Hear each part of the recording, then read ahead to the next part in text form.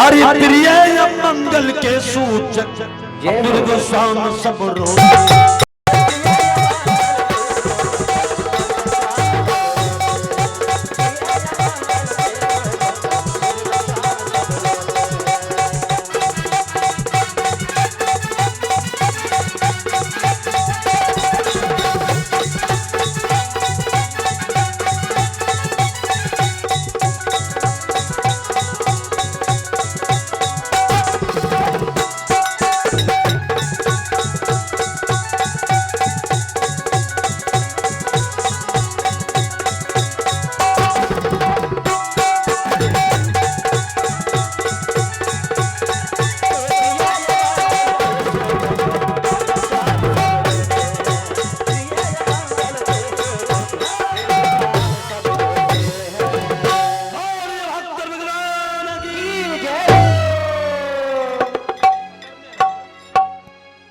Photo एक आग दू ले ले जाए।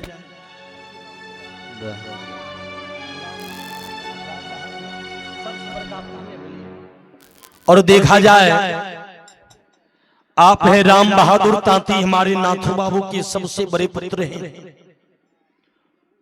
और अपने पिताजी के कर्जा से आज उरीन हो रहे हैं। देखिए हमारे नाथू बाबू बड़े भाग्यशाली थे, कितने बड़े फुलबारी लगा कर गए। छो पुत्र है, पोता पोती, कोई चीज का भगवान कमी नहीं दिए।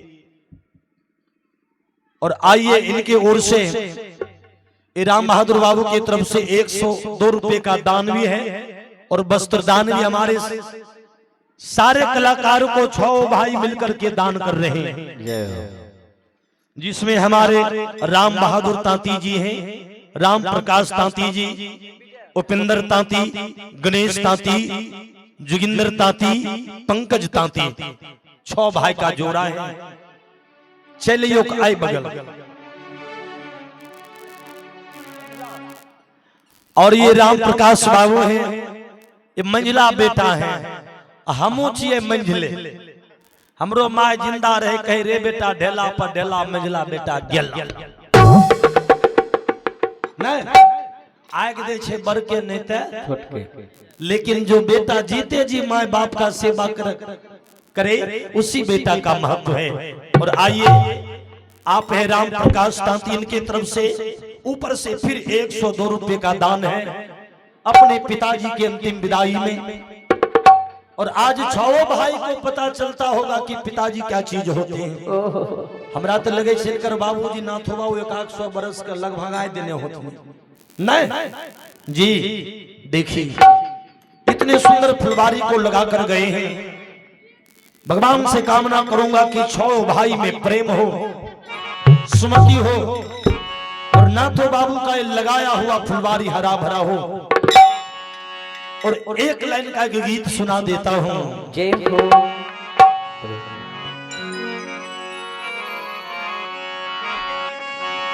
अरे माटी के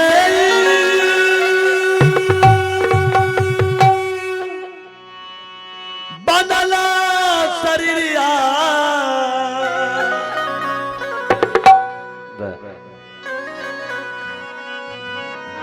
अरे माटी में मिल जाई भाई। एक दिन ये मिट्टी का शरीर मिट्टी में मिल जाएगा और यही दान पुण्य माता पिता की सेवा भगवान का भजन अंतिम का साथी होगा। नाथो बाबू के लिए एक लाइन का निर्गुण जय हो।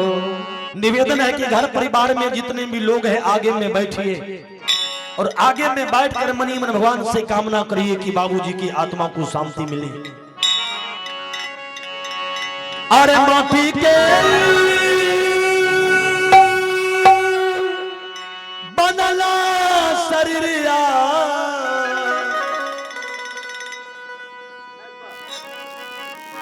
अरे माटी में मिल जाई ये भाई, अब के हो को चले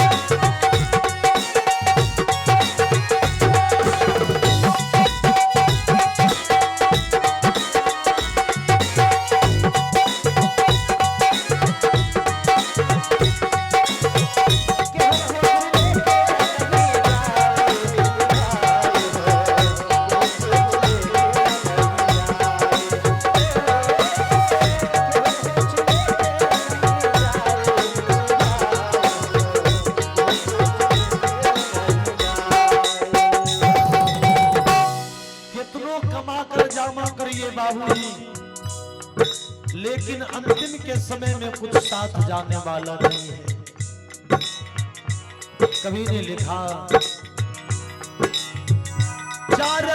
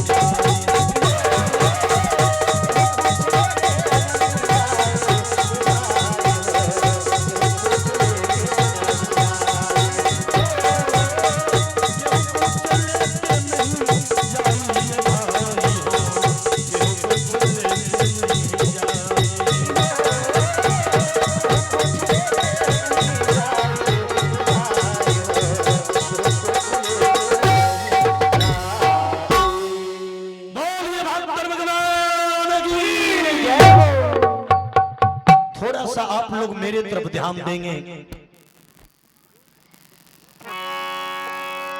भारी सभा में रावण के जो भाई विभीषण था, विभीषण रावण से कहा, हे भैया, जब से सिया लंका में आई है अपशगुन बहुत होते हैं।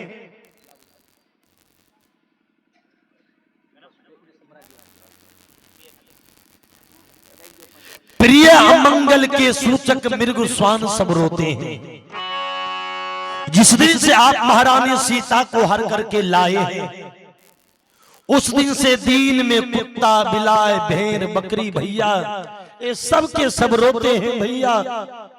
ये सब अपशगुन का संकेत है भैया। सीता को लौटा दीजिए भैया, सीता को लौटा दीजिए। इतना जो विभीषण कहा ना, रावण दौड़ करके विभीषण के छाती में एक लात खींच दी। ध्यान देवे, अब भोला बाबा रावण के कहने रहे कि भाई को मारना नहीं, एक लात जे रावण मार लगे विभीषण के, एक लात पर तुरंत 33 बरस उम्र घट गए। बोलिए शंकर भगवान की जय। और रावण ने अपने भाई विभीषण को 3 लात लगातार मार दिया छाती में। तो 33 या 99, 100 बरस में 99 बरस उम्र तुरंत घट गया। 100 बरस में 99 बरस घटे लियो, कते बचते? 1 बरस, 1 बरस न। 3 लात तो मारबे किया विभीषण को, एक तमाचा गाल पर खींच दिया। कहा, जाओ, तुमको राम से उतना ही डर है तो इसी समय हम तुमको लंका से निष्कासित करते हैं। और आज से ऐलान करता हूं, पूरे लंका में अगर तुमको कोई एक बूंद पानी भी दे देगा, मैं उसे फांसी दे दूंगा। और इसी समय तो लंका को छोड़कर चले जाओ। अपने जाने हुए कि रावण राजनीतिक था, राजनीति जानता था, लेकिन रावण किसके साथ राजनीति किया, इस प्रसंग में आपको सुनने के लिए मिलेगा।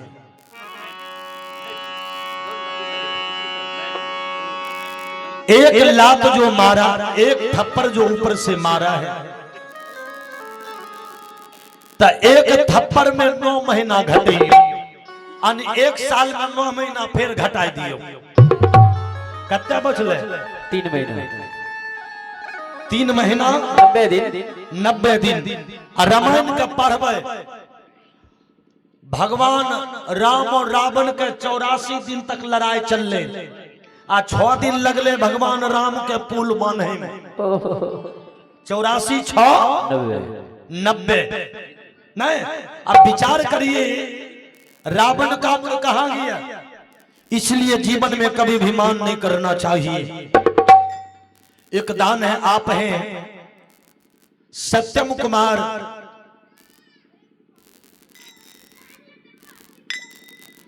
गमनपुरा फातेपुर,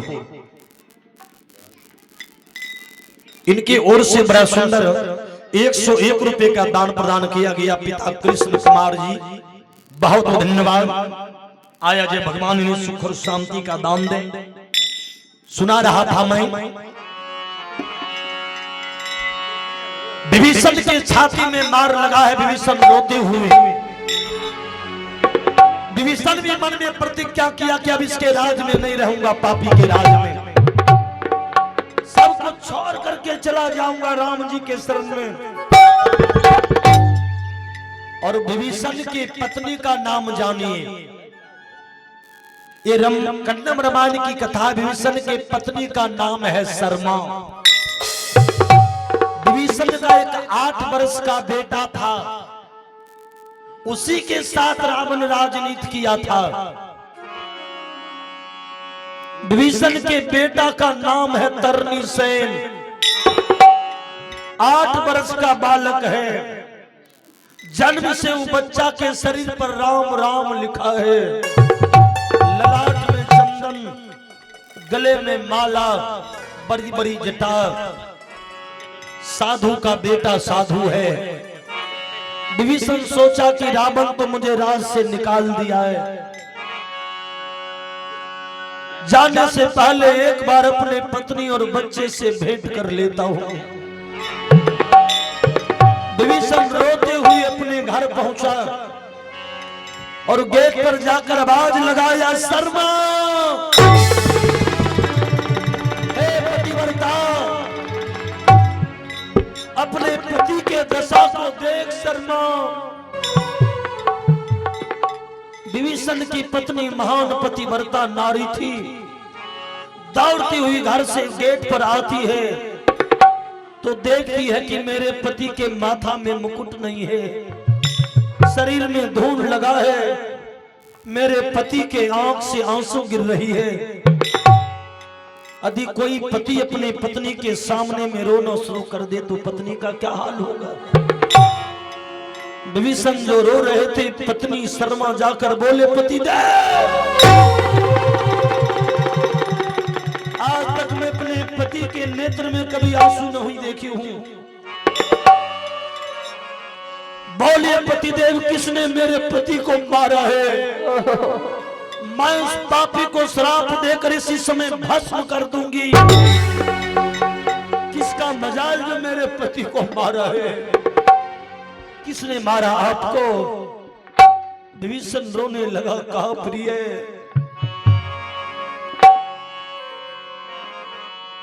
धर्म के करण माहे दुलरी है, सब कुछ हमें है तेजवई। कहा, शर्मा, ये विभीषण सत्य और धर्म के लिए सब कुछ त्याग सकता है, लेकिन मरते दम तक मैं धर्म और सत्य को कभी नहीं त्यागूंगा।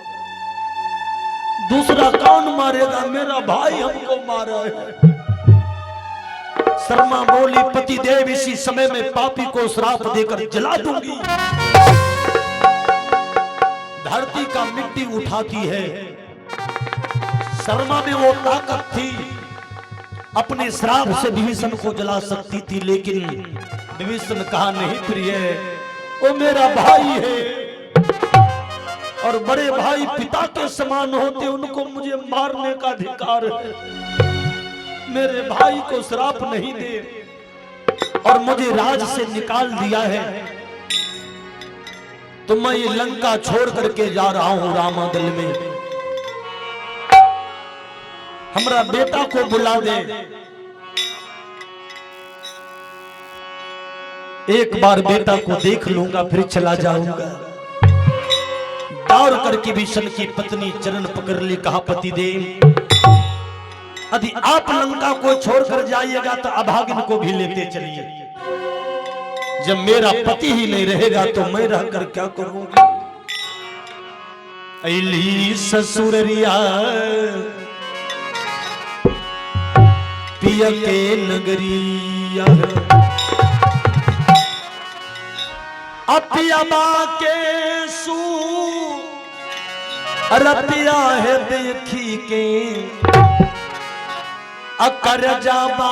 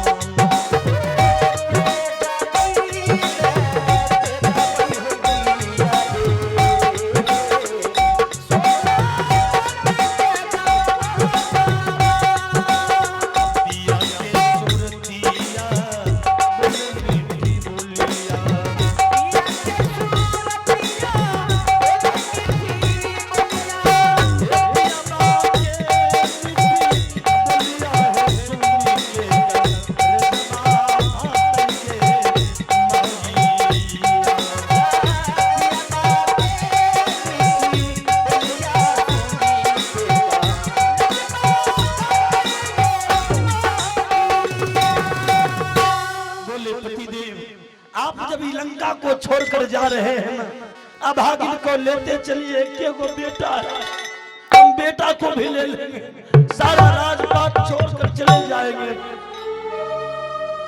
विभीषण कहा, पगली, रावण राजनीति जानता, हमारा बेटा को मरवा देगा। एक एगो बेटा है, यदि मेरा बेटा मर गया तो मुझे आग देने वाला भी नहीं बचेगा। इसलिए तुम दोनों माँ बेटा को लंका में रहना होगा। जैसे मैं तुझे साथ करूंगा, रावण राजनीति जानता है, लंका से निकलते निकलते हमरा दोनों बाप बेटा का लाश गिरा देगा, मारा जाऊंगा मैं। इसलिए तू हमारा बेटा को लेकर के लंके में रहना। और सुन, सीता जगदम्बा है, जगत जननी है, लंका में वही व्यक्ति बचेगा जो सीता के शरण में जाए। तू बेटा को लेकर के चले जाना अशोक वाटिका में, वही फल फूल खा करके समय व्यतीत करना, क्योंकि जब तुम्हारा पति नहीं रहेगा, बेटा छोटा है, कमा कर तुमको कौन देगा। इसीलिए अशोक वाटिका में रहना।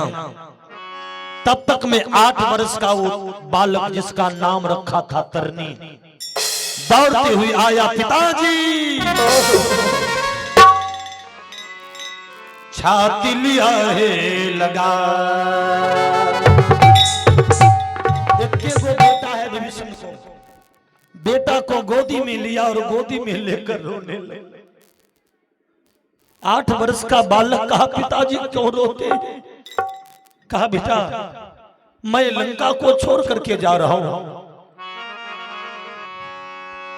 मेरा भाई लंकापति रावण मुझको राज से निकाल दिया, देख 3 लात मारा है छाती में। बेटा तू लंका में मां का सेवा करना। बचवा कहा, पिताजी हमको भी लेते चलिए, मैं भी पापी के राज में नहीं रहूंगा, जो मेरे पिताजी को मारा उसके राज में नहीं रहूंगा, हमको भी लेते चलिए। विभीषण बेटे के आंसू को पोंछने लगा, कहा, रे पागल, क्यों बेटा है हमें, यदि मैं तुझे साथ करता हूं रावण मरवा देगा तुमको। मेरे बच्चे, एक ही पुत्र है मुझे, बेटा मां का ध्यान रखना रे। और सुन, जब मैं लंका को छोड़कर चला जाऊंगा, लोग हमको देशद्रोही कहेगा, भाई द्रोही कहेगा, लेकिन तू देशद्रोही नहीं बनना। जब लंका को पर विपत्ति आ जाए तो लंका को बचाने के लिए, सर कटाने के लिए आगे रहना। कहा, ठीक है पिताजी। और इतना कह करके विभीषण चल दिया वहां से। और बचवा क्या किया, अपनी मां के हाथ को पकड़कर अशोक वाटिका में प्रवेश किया, जहां पर सीता रह रही है। कहा तो गया है कि वक्त परे कोई साथ न देगा, परे विपत्ति कोई साथ न देगा। अरे सब झूठी तेरे में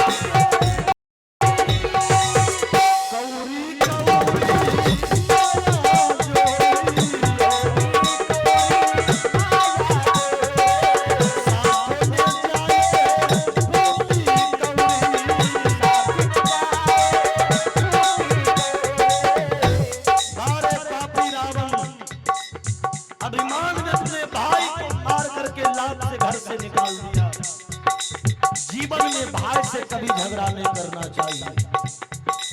जो आदमी भाई से झगड़ा किया उसका परिवार लूट गया। ध्यान देंगे, अब रावण का भी दुर्गति होगा।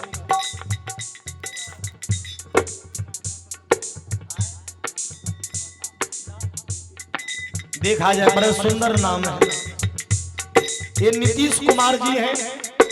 नाथो बाबू के पोता की तरफ से दादा के विदाई में 52 रुपये दान देकर पुण्य का भाग्य बने। बहुत बहुत धन्यवाद। कौड़ी कौड़ी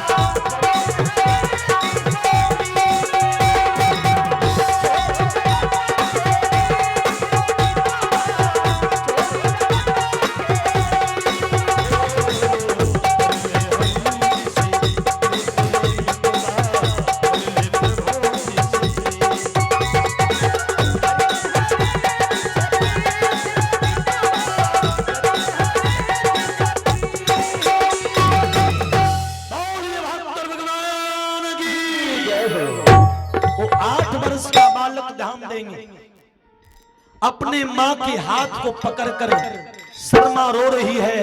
अब बचवा माँ को खींच कर ले गया कहाँ? अशोक वाटिका।